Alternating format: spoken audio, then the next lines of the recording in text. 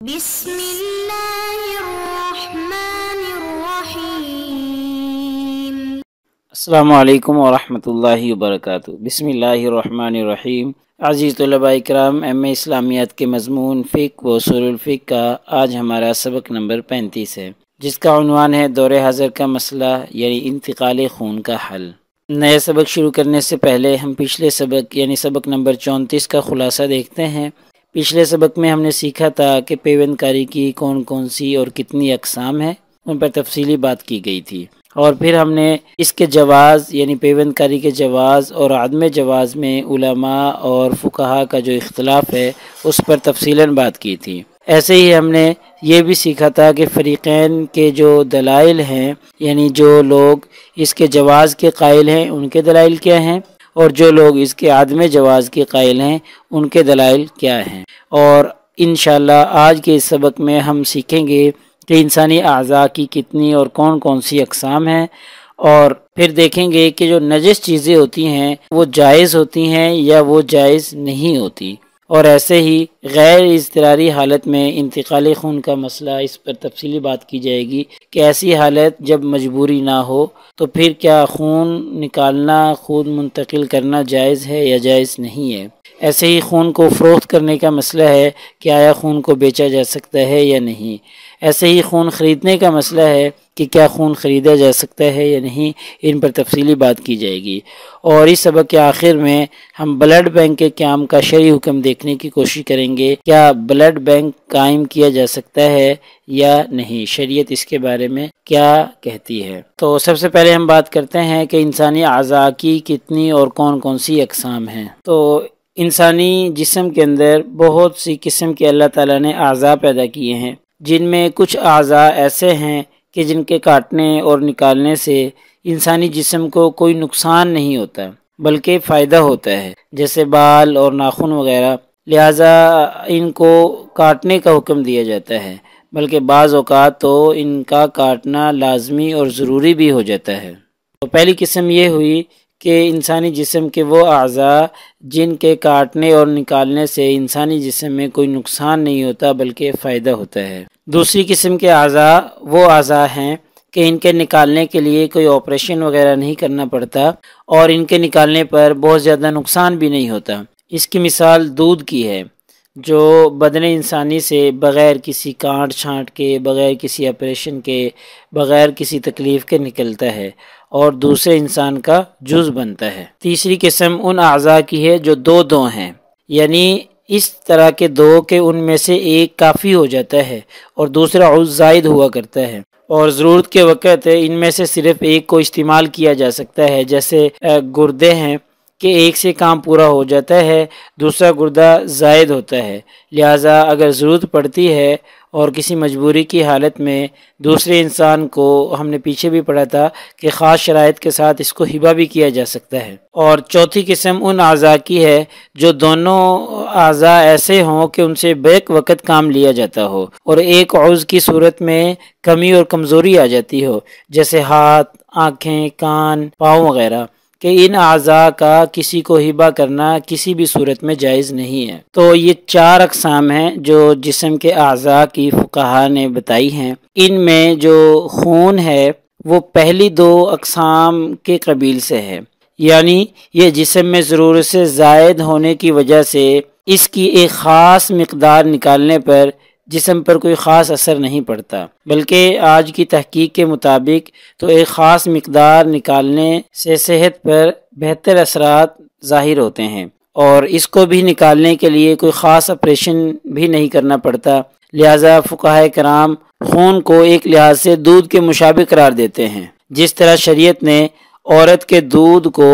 جزء انسانی ہونے کے باوجود ضرورت کی وجہ سے بچوں کے لیے جائز قرار دیا ہے، اسی طرح ضرورت کی وجہ سے خون دینا بھی جائز ہوگا، یعنی جس طریقے سے عورت کا جو دودھ ہے اسے نکال کر بچوں کو پلایا جاتا ہے اور وہ دوسرے انسان کا، دوسرے بچے کا جزء بدن بن جاتا ہے، اسی طریقے سے خون بھی ہے کہ اسے نکالنے کے لیے کوئی خاص آپریشن نہیں کرنا پڑتا، کوئی تکلیف نہیں ہوتی، جسم پر کوئی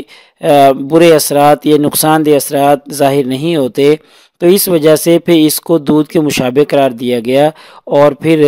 جیسے دودھ نکال کر دوسرے انسان کا جز بن جاتا ہے، ایسے ہی انسان کا خون نکال کر اسے بھی دوسرے انسان کا جز بنایا جا سکتا ہے۔ اب رہا یہ سوال کہ دودھ تو پاک ہے، اس وجہ سے وہ دوسرے انسان کا جز اسے ہم بنا لیتے ہیں، لیکن خون تو نجس یعنی کہ ناپاک بھی ہے، تو پھر اس کو دوسرے انسان کا ہم کیسے جز بنا سکتے ہیں؟ اور ہم اس بات کو بخوبی سمجھتے ہیں کہ نجس چیزوں کا استعمال ناجائز ہوتا ہے۔ تو اس کا ایک جواب تو یہ ہے کہ حالت اضطرار میں، مجبوری کی حالت میں جیسے عام علاج کیا جاتا ہے، شریعت نے اس کی اجازت دی ہے کہ کسی بھی مجبوری کی حالت میں جب کوئی مستند ڈاکٹر یا طبیب یہ بات کہہ دے کہ اس کا علاج صرف اسی چیز میں ہے، تو پھر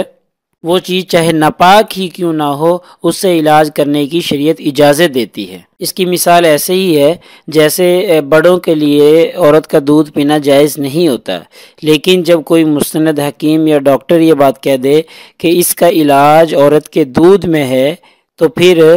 بڑے انسان کے لیے بھی عورت کا دودھ پینا جائز ہو جاتا ہے۔ تو یہ خون بھی اسی طریقے سے ہے کہ حالت اضطرار میں اس کی اجازت دی گئی، جب ڈاکٹر یا طبیب کہہ دے کہ اس کا علاج اسی میں ممکن ہے، تو پھر یہ ضرورت اور مجبوری اور اضطرار کی وجہ سے جائز ہو جاتا ہے، اگرچہ نجس ہے۔ اگر ہم خون کو دودھ پر قیاس کر رہے ہیں تو پھر یہ قرآن مجید کی نص سے بھی ثابت ہے کہ قرآن مجید میں بھی موجود ہے کہ جب کوئی مضطر انسان، کوئی مجبور انسان جسے کھانا میسر نہ ہو اور اس کی جان کو خطرہ ہو کہ وہ بھوک سے مر جائے گا، تو پھر شریعت اس کو بقدر ضرورت مردار جانور کھانے کی اجازت دیتی ہے۔ تو یہاں پر دیکھیں، حالت اضطرار میں شریعت نے اس کو ایک ناجائز کام، ایک حرام چیز اس کے لیے جائز قرار دے دی ہے۔ تو یہاں پر خون کا مسئلہ بھی ایسے ہی ہے، اگرچہ نجس ہے لیکن مجبوری کی وجہ سے اس کا استعمال کرنا جائز ہوگا۔ ایک تیسری دلیل یہ بھی ہے کہ جو دودھ ہے، یہ دودھ بھی خون کی ایک منتہی شکل ہے، منتہی صورت ہے، یعنی خون جب پیدا ہوتا ہے تو خون ہی سے آگے دودھ کی پیدائش ہوتی ہے، لہٰذا خون کو دودھ پر قیاس کرنا یہ کوئی عجیب بات نہیں، بلکہ یہ ایک ہی چیز کی دو شکلیں ہیں، بس فرق صرف اتنا ہے کہ دودھ پاک ہوتا ہے اور خون ناپاک ہوتا ہے۔ تو جیسے دودھ کسی دوسرے انسان کا جز بن سکتا ہے، تو ایسے ہی خون بھی کسی انسان کا جز بن سکتا ہے، کیونکہ یہ دونوں ایک ہی چیز کی دو مختلف شکلیں ہیں۔ تو لہٰذا ان تین دلائل کی وجہ سے نجس چیز کا استعمال کرنا جائز ہے۔ پہلی دلیل ہم نے پڑھ لی کہ نجس چیز تب استعمال کی جا سکتی ہے تب حالت اضطرار ہو، تو پھر اس وقت یہ جائز ہوتی ہے، اور حالت اضطرار میں نجس چیز کے استعمال پر قرآن مجید سے دلیل بھی موجود ہے کہ جب بھوک کی حالت انتہائی زیادہ بڑھ جائے اور کھانے کی کوئی چیز میسر نہ ہو تو پھر مردار کھانے کی بھی اجازت ہے۔ اور تیسری دلیل ہم نے یہ پڑھ لی کہ دودھ جو ہے اس کو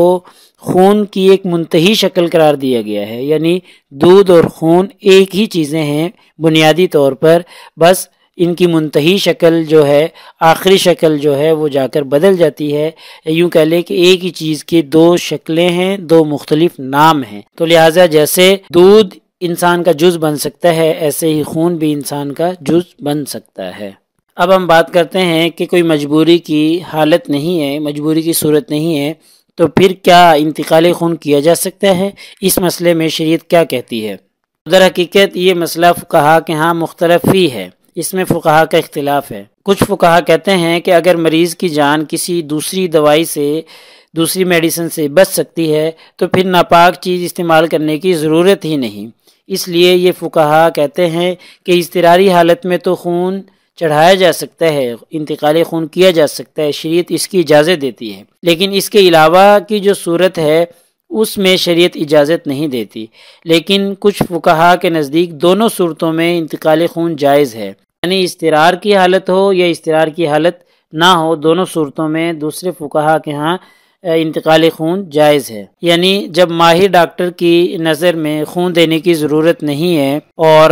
مریض کی ہلاکت بھی نہیں ہو سکتی کہ خون کے بغیر گزارا ہو سکتا ہے، لیکن یہ ڈاکٹر یہ کہتا ہے کہ اگر خون نہ دیا گیا تو اس کی صحت کا امکان نہیں ہے، یہ صحت یاب نہیں ہوگا، یا یہ بہت لمبا صحت یاب ہوگا، بہت ٹائم کے بعد صحت یاب ہوگا۔ اگر خون دے دیا جائے تو جلدی صحت یاب ہو جائے گا۔ تو اس صورت میں بھی یہ دوسرے فقہا کے ہاں انتقال خون جائز ہے، اس کو خون چڑھا دیا جائے تاکہ وہ جلدی صحت یاب ہو جائے۔ لیکن یہ فقہا کہتے ہیں کہ اس صورت میں خون دینے کی گنجائش تو ہے، کہ یعنی مرض کی طوالت کی وجہ سے یا صحت کے امکان نہ ہونے کی وجہ سے اگر خون دیا جائے تو پھر خون دینے کی گنجائش تو ہے، لیکن اس سے اجتناب کرنا ہی بہتر ہے۔ بہرحال خلاصہ یہ ہے کہ اضطرار کی حالت میں خون دینا یہ مسئلہ مختلف ہی ہے، کچھ فقہا کہتے ہیں جائز ہے اور کچھ فقہا کے نزدیک جائز نہیں ہے۔ اب ہم بات کرتے ہیں کہ کیا خون بیچا جا سکتا ہے یا نہیں، آیا اسے فروخت کیا جا سکتا ہے کہ نہیں۔ تو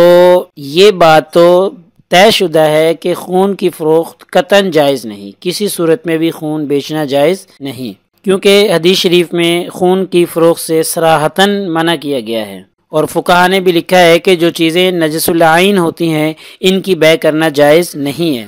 ہاں اگر ان نجس العین چیزوں کی کسی صورت میں اضطرار کی وجہ سے ضرورت پڑ جائے تو ضرورتاً ان سے فائدہ اٹھایا جا سکتا ہے، ان کو بیچا نہیں جا سکتا۔ لیکن اگر کوئی شخص پھر بھی خون بیچتا ہے، خون فروخت کرتا ہے، تو بیچنے والے کے لیے اس کی قیمت سے فائدہ اٹھانا، اس کی قیمت کو استعمال کرنا یہ جائز نہیں ہے۔ اب رہا یہ مسئلہ کہ کیا خون کو خریدا جا سکتا ہے یا نہیں خریدا جا سکتا، تو اس سلسلے میں کسی کا کوئی اختلاف نہیں ہے کہ اگر بلا قیمت خون نہ ملے تو قیمت دے کر خون خریدنا جائز ہے۔ حضرت مولانا مفتی محمد شفیع عثمانی صاحب رحمہ اللہ نے لکھا ہے کہ خون کی بیع تو جائز نہیں ہے،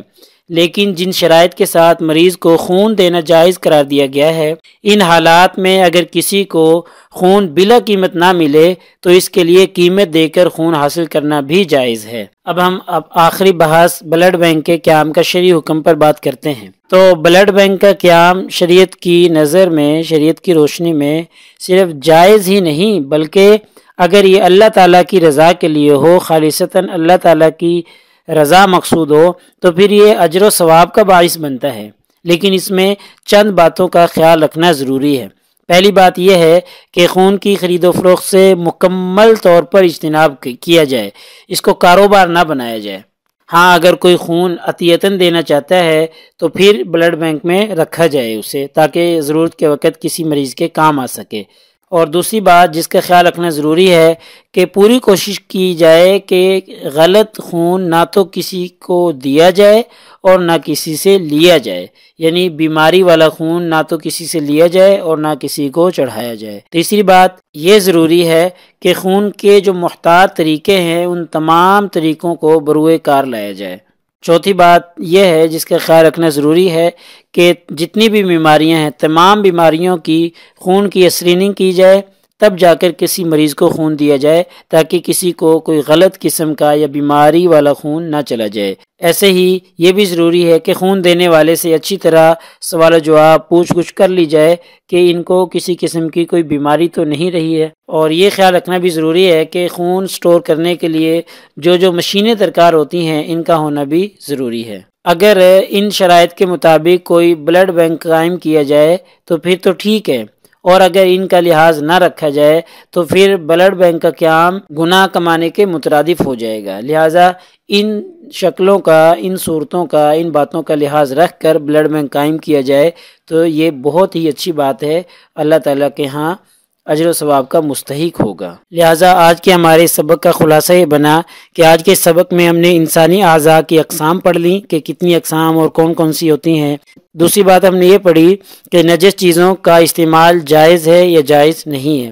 تیسری بات ہم نے یہ پڑھی تھی کہ غیر اضطراری حالت یعنی کوئی مجبوری کی حالت نہیں ہے تو کیا اس میں انتقال خون کیا جا سکتا ہے یا نہیں، تفصیلاً اس پر بات ہو گئی ہے۔ ایسے ہی ہم نے یہ مسئلہ بھی ڈسکس کیا ہے کہ خون کو فروخت کرنا جائز ہے یا جائز نہیں ہے، اور خون خریدنے کا مسئلہ، بلڈ بینک کے قیام کا جو شرعی حکم ہے اس پر ہم نے تفصیلاً بات کر لی ہے۔ انشاءاللہ اگلے سبق نمبر 36 میں دور حاضر کا مسئلہ رؤیت ہلال کا حل انشاءاللہ ہم پیش کرنے کی کوشش کریں گے۔ جزاکم اللہ خیر۔ السلام علیکم ورحمۃ اللہ وبرکاتہ۔